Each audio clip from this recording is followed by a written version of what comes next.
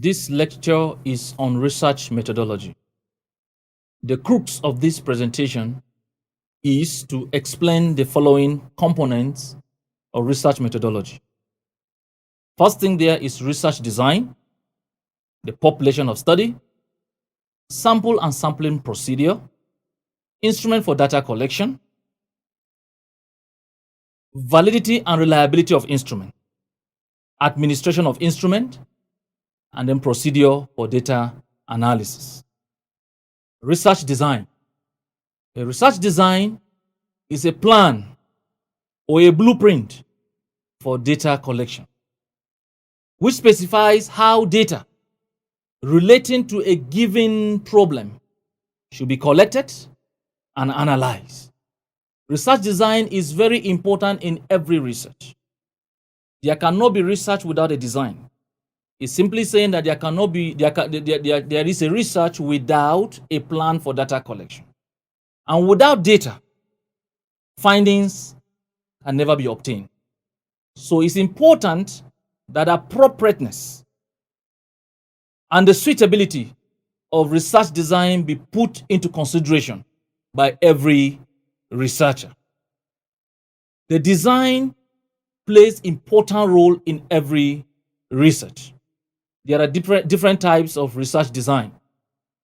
We have the survey research design, which is used when the population is large and a representative of the population is selected for study.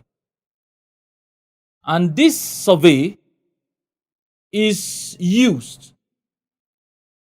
when generalization becomes necessary. Findings are obtained, and the findings will now be generalized over the entire population. In selecting the representation, every component of the population must be put into consideration. The researcher should put this into consideration in selecting the sample in survey. Survey could be cross-sectional when it is conducted within a short span of time, and when data collected will be analyzed and findings will be obtained. Cross-sectional survey is suitable for academic purposes, since academic programs are timed and researchers are expected to conduct their studies within a specific period of time. The second aspect of survey is longitudinal. Longitudinal survey is conducted over a long period of time. In some cases, 5, 6, 7 years and above. When the researcher is interested in finding out the developmental stages of the learner, that must take a longer period of time. And the longitudinal survey could be in form of panel study, could be in form of cohort study, and could be in form of trend study. The second type of design is correlational research design. Correlational research design is used when the researcher is interested in establishing relationship that exists between or among variables. It should be noted that correlation does not connote causation. For causation to take place, there are 3 conditions that must be satisfied. Condition number 1 is that the variables must be related. There must be association. Number 2, the timing must be right. Number 3, there must be absence of the third factor. For instance, the winch passed in front of the house and the child died in the morning. There is association between the winch and death. So first condition of causation is fulfilled. There is relationship between death and the winch. Condition number 2, the timing must be right. And that condition has also been fulfilled because the winch passed before the child died. The timing was right. But we cannot draw conclusion that it was the witch that caused the death of the child because the third factor has not been fulfilled. Absence of the third factor. And this third factor could mean that the child died of so many other different ailments. It could be high fever in the night. It could be other diseases that could kill the child. There are so many other diseases that could kill the child. So because we cannot rule out the third factor, causation cannot be established. But we can establish that there is relationship. So whenever the researcher is interested in establishing relationship, correlational research design is suitable. The next one is ex post facto research design. Ex post facto research design is used and is suitable when the researcher deals with secondary data. And secondary data in research is obtained when the researcher does not have direct contact with the original source of information. In such a case, the researcher can make use of ex post facto research design. The next one is historical research design. The historical research design is used when the researcher is conducting a documentary study. In that documentary study, the researcher is interested in studying the past events, bringing it to the present, and then to forecast the future. When that is the interest of the researcher can make use of historical research design. And the next one is experimental research design. Experimental research design are mostly used in sciences, in education, and also social sciences. It could be quasi or pure experimentation. But there are basically 4 designs that relate to experimentation. The post-test only control group design. This experimental design contains the groups of experimental treatments plus the control group. Experimental subjects are measured only after experimental treatments have been applied. Then the second one under experimental research design is the pre-test, post-test control group design. This design is desirable for analyzing gain scores. That is the difference between the post-test and the pre-test. Whenever the research is conducted and we have the scores from the pre-test and the scores from the post-test, the difference will either give us achievement gain or achievement lost. Then the next one is called the Solomon 4 group design. The Solomon 4 group design is an attempt to combine the pre-test, post-test control group design and the post-test only control group design. It's very important in conducting experimental research design. Then, after the research design, we now move to population of the study. Population of the study refers to the totality or the entirety or the universe of all the items that the researcher is interested in studying. These items could be students, could be human beings, could be cars, could be trees. Whatever item the researcher is interested in studying, the totality and the universe of all these items constitute what the population of the study is. The population of the study could be target population. It is target population when the population exists in a particular number that cannot actually be known by the researcher. Target population cannot be measured in a specific or precise numeric terms. Then the second type of population is the accessible population. The accessible population can be measured in numeric terms. There is precision, and specifically we know the number. The number of students in a particular class is an access population. But the number of smokers in a particular community is a target population. We know they exist, but we don't know the specific number because there is no register for smokers in a particular community. Then after the population, sample and sampling procedures. A sample is a fraction of the population that is selected for study. A sample is just a small portion of the population that is selected for study. In most of the studies, population is large, and it is practically impossible for the researcher to cover every component and every aspect of the population. The need for sampling arises. And that portion that is selected to represent the population is called sample. And the sample must be the right representation of the population. That is to say, the sample must be proportional to the size of the population. That has taken us to the sampling procedures.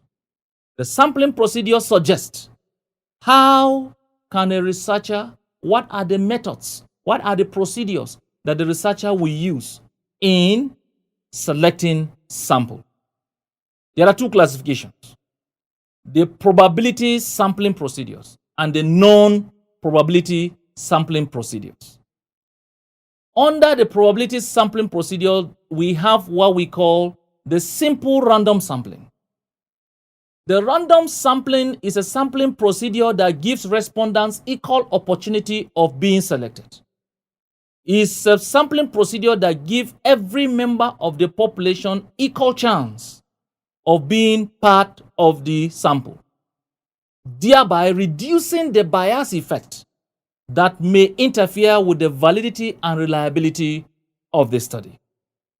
Simple random sampling could be used either by what we call the lucky dip method, the hard and draw method, and then the lottery method. It is one of the commonest form of sampling procedure because it provides the opportunity to the researcher to be unbiased in the study. The second sampling procedure is systematic sampling procedure. The systematic techniques requires the researcher to first produce the sampling frame and determine the sample size and use a sample size to divide by the population so as to obtain a sample ratio. And that sample ratio will now will tell us the pattern at which sample will be selected. Out of every 5, 1 person will be selected. Out of every 10, 2 people or 3 people will be selected. There is a pattern. That is why that procedure is called systematic. Then the third one under the probability sampling procedure is the cluster sampling. Cluster means a group of people that are closely packed together in a sort of bunch. Cluster sampling is used when it is more visible to select a group of individuals than to select individual from a particular population. Thus, the cluster sampling becomes necessary when the researcher is interested in selecting a group, and this group must have something in common. For instance, in a community, when the researcher is interested in studying some diseases that affect specific families, the researcher will use cluster sampling procedure to cluster the people in the community by their clans. Every clan is a cluster because they have something in common and they can be studied in that particular setting. The next one is stratified sampling. Stratification is done mostly in research when moderator variables have been introduced. The moderator variables could include gender, could include location, could include state of origin, there is always the need for dichotomy, and that brings about stratification. To dichotomize the population based on the breakdown that the moderator variables have provided. When you use gender as a moderator, then stratification is important because the population must first and foremost be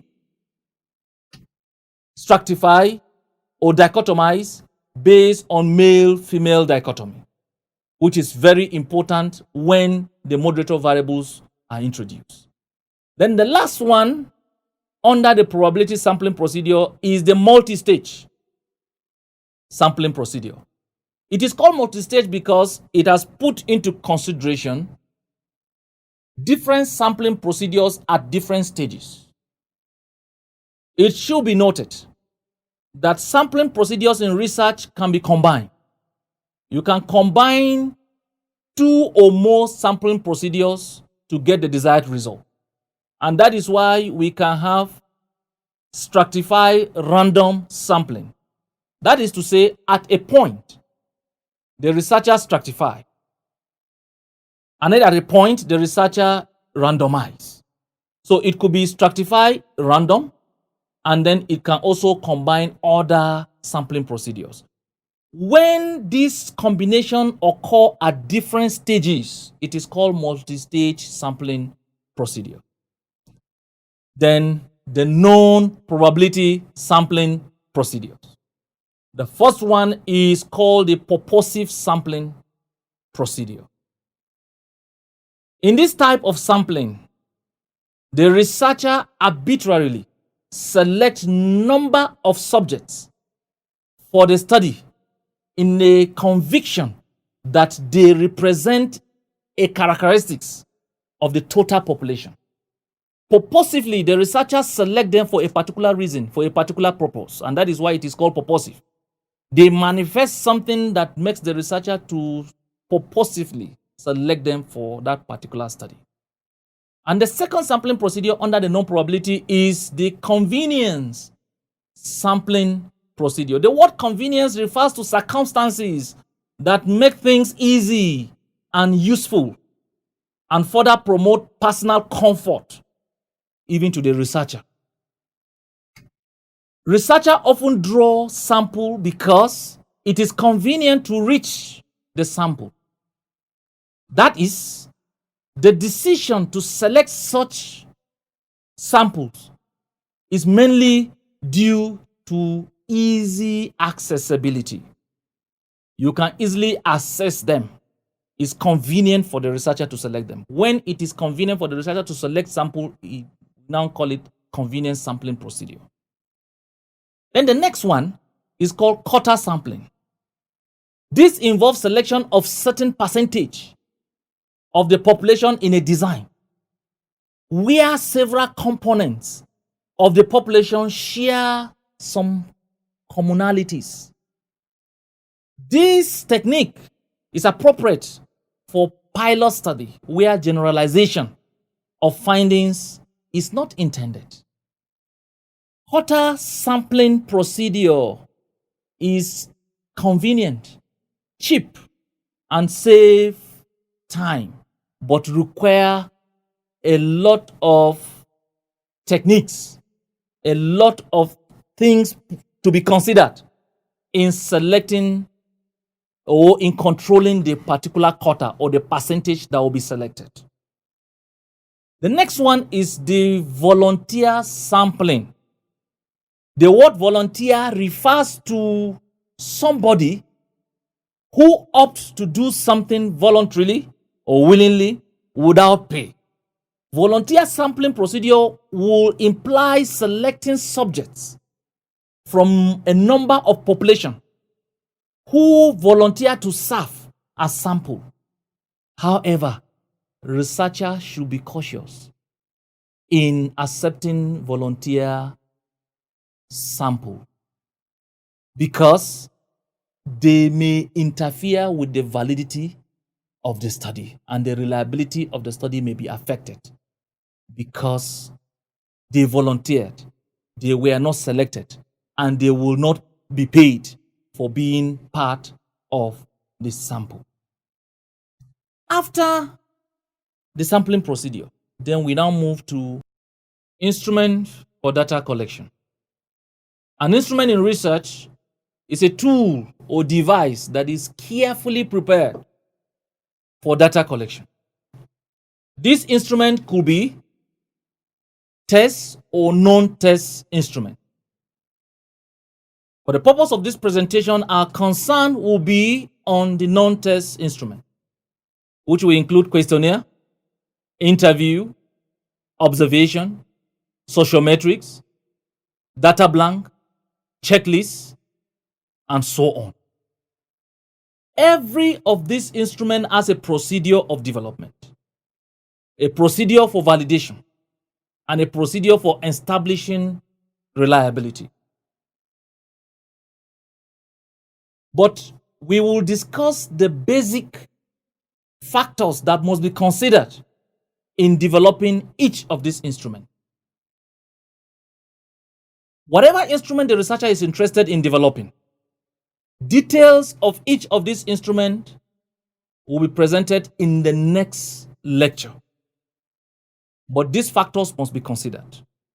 1, the suitability of the items to the level of the respondent. The items that are raised in the instrument must be suitable to the level of the respondent. Secondly, the comprehensiveness of the instrument in measuring basic or major areas of the variables. The instrument, a good instrument, must be comprehensive enough to cover all the items that have been raised, from the statement of the problem to the research questions and to the issues raised in the hypothesis. And the third factor that must be considered is the selection of an appropriate scale for the instrument. Every instrument has a scale, and the appropriateness of the scale is very important because it will help in data analysis and the nature of data to collect, and even the nature and the type of statistics to apply in analyzing this data.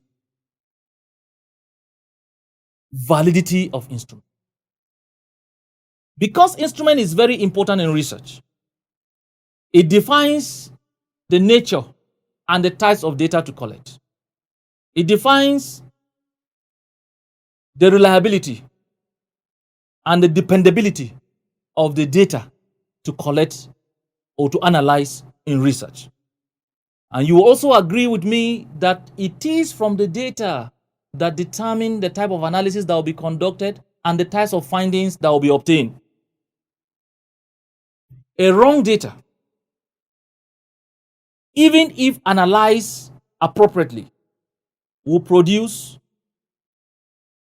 wrong findings. On the basis of these wrong findings, the researcher will now provide misleading recommendations. And that is why in this part of the world, there are so many researches when the recommendations are implemented. Instead of solving the problem will be worsened because there is an error from the instrument.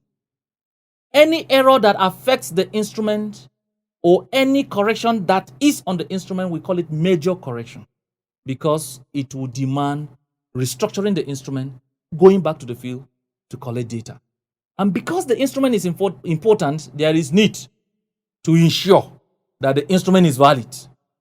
Validity measures the degree of accuracy at which an instrument measures what it is supposed to measure. The concern of validity is how accurate is an instrument in measuring what it is supposed to measure. An instrument that is designed to measure personality is the instrument measuring personality or attitude. An instrument that is designed to measure a particular construct, is that instrument addressing that construct? That is the concern of validity. In research, we consider face validity and content validity. The face validity of an instrument is determined by experts' appraisal of that particular instrument. Every instrument that is designed is supposed to be validated by an expert in the field. must validate the instrument to ensure the appropriateness of items, the size of print, the suitability of items to the level of the respondent. That should be considered under the phase validation. Then the content validation or validity talks about how accurate is the instrument in covering the content of the major variables in the research. The moment these two aspects of validity are established in this instrument, the instrument is now considered to be valid. Then the second thing, or the next thing, is reliability of instrument. Reliability measures the degree of consistency of an instrument. How consistent, how stable is an instrument in measuring what it is supposed to measure? While validity talks about the degree of accuracy, reliability talks about the degree of consistency of an instrument in measuring what it is supposed to measure. How reproducible is an instrument over a period of time?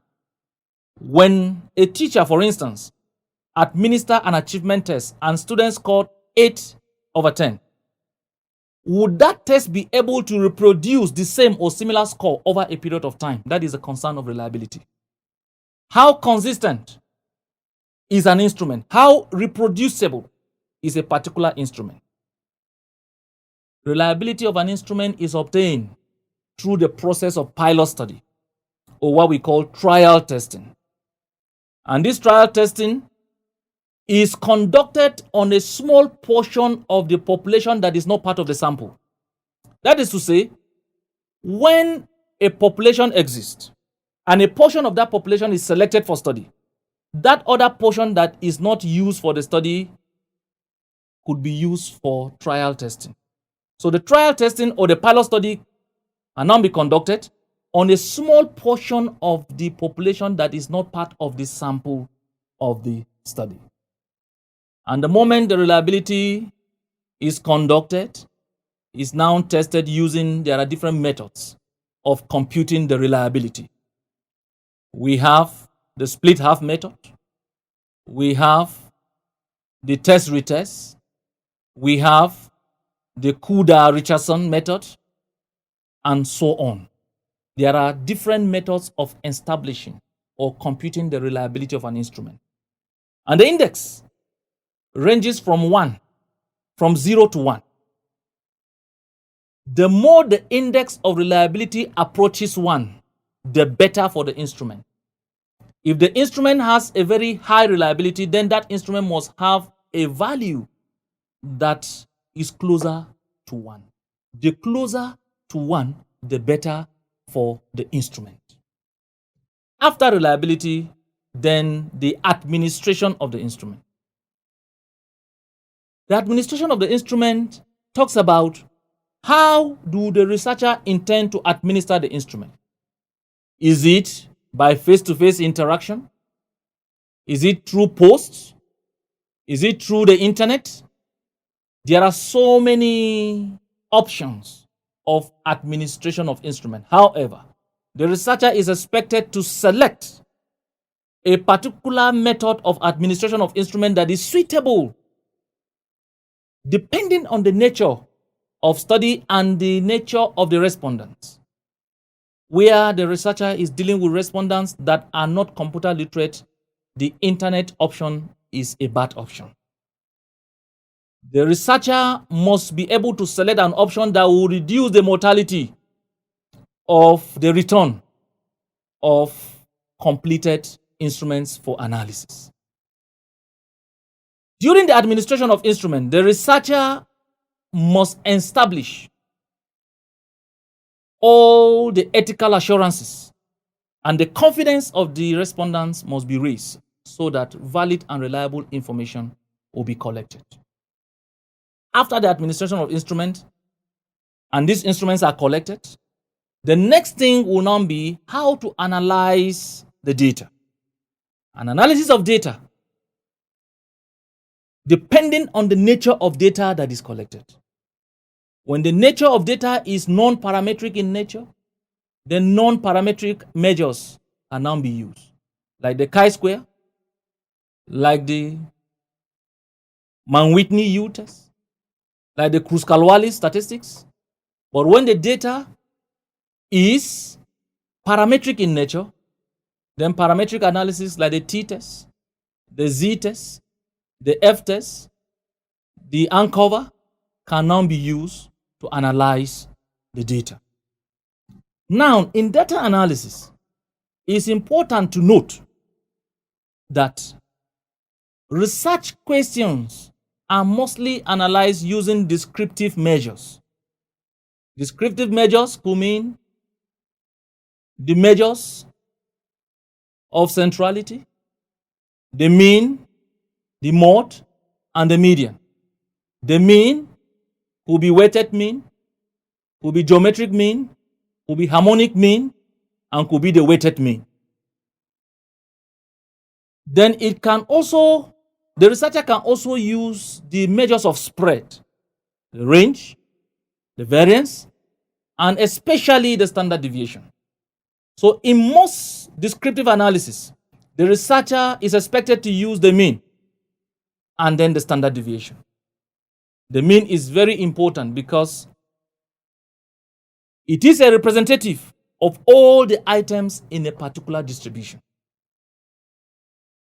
Then the hypothesis now is being analyzed by inferential statistics, either parametric or non-parametric.